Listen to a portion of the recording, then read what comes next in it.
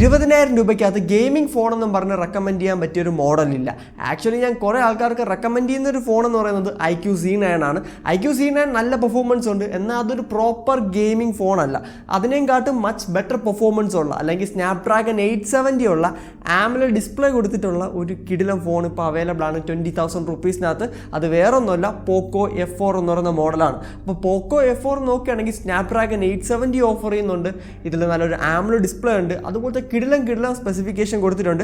എന്നാൽ ഇതിനൊരു വലിയ പ്രോബ്ലം ഉണ്ട്. ആ ഒരു പ്രോബ്ലം കാരണം ഈ ഒരു ഫോൺ ആരും മേടിക്കേണ്ടെന്ന് എനിക്ക് പറയേണ്ടി വരും. എന്നാൽ ചില ആൾക്കാർക്ക് ഇതൊരു വളരെ നല്ല ഓപ്ഷനും ആവാം. 20,000 റുപ്പീസിനകത്ത് നോക്കുകയാണെങ്കിൽ ഇതൊരു കിടിലം ഗെയിമിംഗ് പെർഫോമൻസ് ഉള്ള ഫോണാണ്. ഇപ്പോൾ IQ C9 ആയിട്ടൊന്നും കമ്പയർ ചെയ്യാൻ പറ്റത്തില്ല, കാരണം അതിൻ്റെയൊക്കെ പെർഫോമൻസ് നമുക്ക് സ്നാപ്ഡ്രാഗൺ 870 ആയിട്ട് ഒട്ടും തന്നെ കമ്പയറബിൾ അല്ല. IQ C9 എന്ന് പറയുന്നത് ഒരു നോർമൽ ഫോണാണ്.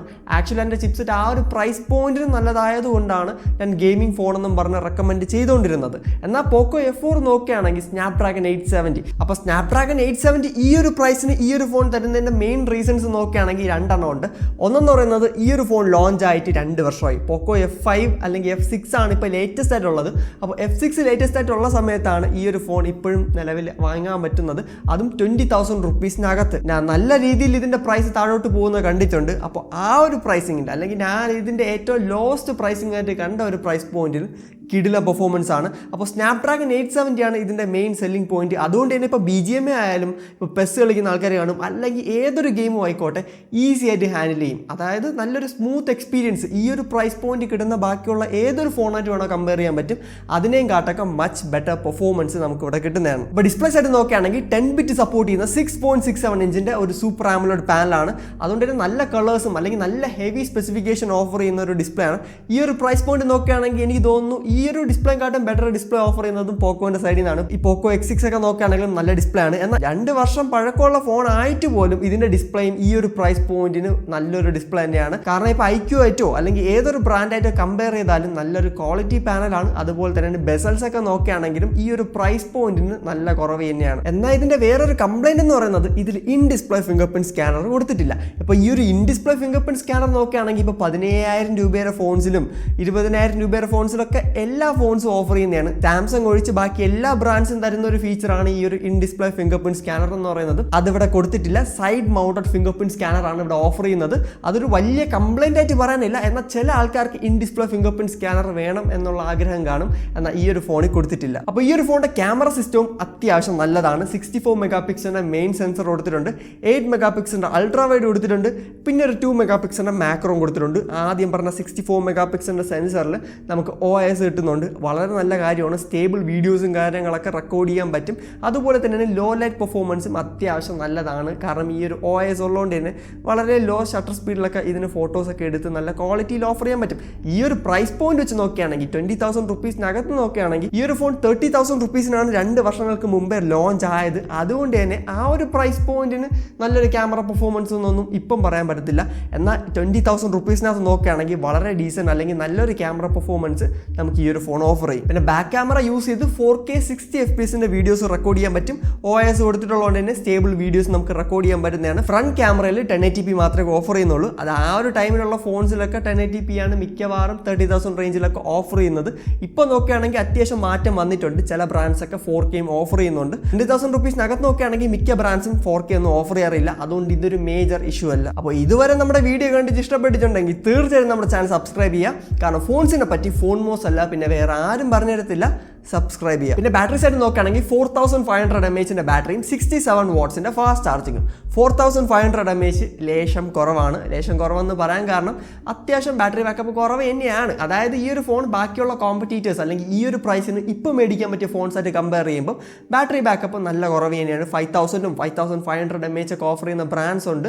അത് വെച്ച് നോക്കുമ്പോൾ മോശം തന്നെയാണ്. എന്നാൽ ഫാസ്റ്റ് ചാർജിങ്ങും ബെറ്റർ ആണ്. അതായത് ഇപ്പോൾ IQ എടുത്താലും ചില ബ്രാൻഡ്സ് ഒക്കെ നമുക്ക് ഈ ഒരു പ്രൈസ് പോയിന്റിന് 44 45 വാട്ട്സിൻ്റെ ഫാസ്റ്റ് ചാർജിങ് ഒക്കെ ഓഫർ ചെയ്യുന്നുള്ളൂ. ഇതിൽ 67 വാട്ട്സിൻ്റെ ഫാസ്റ്റ് ചാർജിങ് ഓഫർ ചെയ്യുന്നുണ്ട്.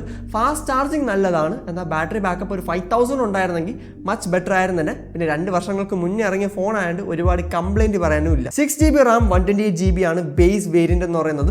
ആ ഒരു 6GB RAM നോക്കുകയാണെങ്കിൽ LPDDR5 RAM ആണ്. അതുപോലെ തന്നെയാണ് UFS 3.1 സ്റ്റോറേജ് ടൈപ്പാണ് കൊടുത്തിട്ടുള്ളത്. വളരെ നല്ല കാര്യം. കാരണം ഈ പ്രൈസ് പോയിന്റിന് മിക്ക ബ്രാൻഡ്സും UFS 2.2 LPDDR4 4Xന്റെ റാം ടൈപ്പ് ഒക്കെയാണ് കൊടുക്കുന്നത്. അതിനെയും കാട്ടൊക്കെ മച്ച് ബെറ്റർ ആണ് ഈ ഒരു സ്പെസിഫിക്കേഷൻ എന്ന് പറയുന്നത്. ഓൺ പേപ്പർ ഈ ഒരു ഫോൺ കിടിലൻ തന്നെയാണ്. പിന്നെ ഈ ഒരു ഫോണിൻ്റെ സോഫ്റ്റ്വെയർ സൈഡ് നോക്കുകയാണെങ്കിൽ ഇപ്പോൾ ഈ ഒരു ടൈമിൽ നിങ്ങൾ മേടിക്കുകയാണെങ്കിൽ ഇപ്പോൾ ഹൈപ്പർഓയിസ് ആണ് ഇതിൽ റൺ ചെയ്യുന്നത്. ഹൈപ്പർഓയിസിൻ്റെ അപ്ഡേറ്റും കാര്യങ്ങളൊക്കെ പോക്കോ F4 വന്നിട്ടുണ്ട്. ഇനി അപ്ഡേറ്റ് കിട്ടാനുള്ള ചാൻസസ് ഒട്ടും തന്നെ ഇല്ല. അതായത് ഇനി ഫ്യൂച്ചറിൽ പുതിയ അപ്ഡേറ്റ് വരാനുള്ള ചാൻസസ് ഒന്നുമില്ല. പിന്നെ പല ആൾക്കാരും ചോദിക്കുന്നതാണ്, ഇത് പോക്കോൻ്റെ ഫോണല്ലേ, മദർ ബോർഡ് അടിച്ചോ, അതടിച്ചോ, ഇതടിച്ചോ എന്നൊക്കെ. 2 വർഷത്തിൻ്റെ വാറൻറ്റിയാണ് ഇതിൽ ഫ്ലിപ്കാർട്ടിൽ നോക്കിയപ്പോൾ എനിക്ക് കാണാൻ പറ്റിയത്. അപ്പോൾ 2 വർഷത്തിൻ്റെ വാറൻറ്റി ഓഫർ ചെയ്യണോണ്ട് വലിയ ഇഷ്യൂസ് വരാൻ ചാൻസ് ഇല്ല. എന്നിരുന്നാലും ഈ ഒരു ഫോണിൻ്റെ സർവീസ് സെൻറ്ററിൽ ഒന്ന് കോൺടാക്ട് ചെയ്ത് നോക്കാം. കാരണം ഒഫീഷ്യലി ഈ ഒരു ഫോൺ ഫ്ലിപ്കാർട്ടിലാണ് ലോഞ്ച് ചെയ്തിട്ടുള്ളത്. എന്നിരുന്നാലും ഞാൻ അങ്ങനെ പറയാനുള്ള മെയിൻ റീസൺ എന്ന് പറയുന്നത് ഈ ഒരു ഫോൺ നിലവിൽ ഇവരുടെ വെബ്സൈറ്റിൽ ലിസ്റ്റഡ് അല്ല. അതായത് പോക്കോൻ്റെ വെബ്സൈറ്റ് നോക്കുകയാണെങ്കിൽ പോക്കോ F5 കാണാൻ പറ്റും, F6 കാണാൻ പറ്റും. എന്നാൽ ഈ ഒരു ഫോണിനെ പറ്റി ഒരു ഡീറ്റെയിൽസും അവിടെ കൊടുത്തിട്ടില്ല. അവർ കംപ്ലീറ്റ്ലി പോക്കോ ഇന്ത്യ എന്തായാലും റിമൂവ് ചെയ്തിട്ടുണ്ട്. അപ്പോൾ സർവീസ് സെൻറ്ററിൽ ഒന്ന് കോൺടാക്ട് ചെയ്തിട്ട് ഈ ഒരു ഫോൺ വാറൻറ്റി കിട്ടുമോ ഇല്ലേ എന്നുള്ള കാര്യത്തിൽ ഒന്ന് കൺഫേം ചെയ്യുക. അതും കൂടെ നോക്കുകയാണെങ്കിൽ 2 വർഷത്തെ വാറൻറ്റിയും കൂടെ കറക്റ്റായി കിട്ടുകയാണെങ്കിൽ ഇത് 100% റെക്കമെൻഡഡ് ഫോണാണ്. 5G സ്മാർട്ട് ഫോൺ തന്നെയാണ്. 2 വർഷങ്ങൾക്ക് മുന്നേ ഒക്കെ 5G സ്മാർട്ട് ഫോൺസ് തന്നെയാണ് കംപ്ലീറ്റ്ലി ഈ ഒരു പ്രൈസ് റൂൾ ചെയ്തുകൊണ്ടിരുന്നത്. അപ്പോൾ 5G സ്മാർട്ട് ഫോൺ വേണം, നല്ല AMOLED ഡിസ്പ്ലേ ഉണ്ട്, നല്ല ഗെയിമിംഗ് പെർഫോമൻസ് ഉള്ള ഫോൺ വേണമെങ്കിൽ തീർച്ചയായും ചെക്കൗട്ട് ചെയ്ത് നോക്കുക. 2 വർഷം വാറൻറ്റി ഉള്ളതുകൊണ്ട് തന്നെ ഇന്നിപ്പോൾ മേടിച്ച് ഇനി അപ്ഡേറ്റ് ഒന്നും വരാൻ പോകുന്നില്ല. ഹൈപ്പർഓയിസിൻ്റെ ഫൈനൽ അപ്ഡേറ്റ് ആണ് വന്നിട്ടുള്ളത്. അപ്പോൾ ഇനി അപ്ഡേറ്റ് ഒന്നും വന്നില്ലെങ്കിലും അല്ലെങ്കിൽ ഇനി അപ്ഡേറ്റ് വന്നാലും 2 വർഷം വാറൻറ്റി ഉള്ളതുകൊണ്ട് തന്നെ വാറൻറ്റി ടൈമിൽ എന്തടിച്ചു പോയാലും completely free of cost brand replace ചെയ്ത് തരും. അതുകൊണ്ട് അവിടെ സേഫ് ആണ്. എന്നാൽ വാറൻറ്റിയുടെ കാര്യം ഒന്ന് സർവീസ് സെൻ്ററായിട്ട് കോൺടാക്ട് ചെയ്ത് നോക്കുക. വാറൻറ്റി ഉണ്ടെങ്കിൽ ഈ പ്രൈസ് പോയിന്റിന് ദി ബെസ്റ്റ് ഗെയിമിംഗ് ഫോണാണ്. ഇപ്പോൾ ഇതിൻ്റെ പ്രൈസ് 18,999 എന്തുകൊണ്ട് കിടക്കുന്നത്. ഞാൻ ഇതിൻ്റെ പ്രൈസ് 17,000 റേഞ്ചിലൊക്കെ കണ്ടിട്ടുണ്ട്. മിക്കവാറും ബിഗ് ബില്യൺ ഡേ സെയിലിൽ ഇതിന് 15,000 റുപ്പീസ് വരെ ഇതിൻ്റെ പ്രൈസ് പോകാനുള്ള ചാൻസസ് ഉണ്ട്. ഉറപ്പ് പറയുന്നില്ല. അങ്ങനെ ഇതിൻ്റെ പ്രൈസ് 15,000 റുപ്പീസിലോട്ട് പോവുകയാണെങ്കിൽ ഒന്നും പറയാനില്ല, കണ്ണും പൂട്ടിയെടുത്തോളൂ. എന്നിരുന്നാലും എനിക്ക് ഒരു കാര്യം മാത്രമേ പറയാനുള്ളൂ, വാറൻറ്റി കിട്ടുമോ ഇല്ലേ എന്ന് ചോദിച്ച് മനസ്സിലാക്കിയിട്ട് മാത്രം പർച്ചേസ് ചെയ്യുക. വാറൻറ്റി കിട്ടുകയാണെങ്കിൽ 15,000 റുപ്പീസിന് ഇതിന് വല്ല ഒരു ഫോണില്ല. ആ ഒരു പ്രൈസിന് കിട്ടുകയാണെങ്കിൽ അണ്ടർ 20,000 റുപ്പീസിനാണ് കിട്ടുന്നതെങ്കിൽ പോലും ഗെയിമിംഗ് പെർഫോമൻസിന് കിടിലൻ തന്നെയാണ്. അപ്പോൾ തീർച്ചയായിട്ടും ഈ ഒരു ഫോൺ ചെക്കൗട്ട് ചെയ്ത് നോക്കുക. ഈ ഒരു വീഡിയോ ഇഷ്ടമായ തീർച്ചയായും നമ്മുടെ ചാനൽ സബ്സ്ക്രൈബ് ചെയ്യുക. This is phone moss. അടുത്ത വീഡിയോ കാണാം. Good by.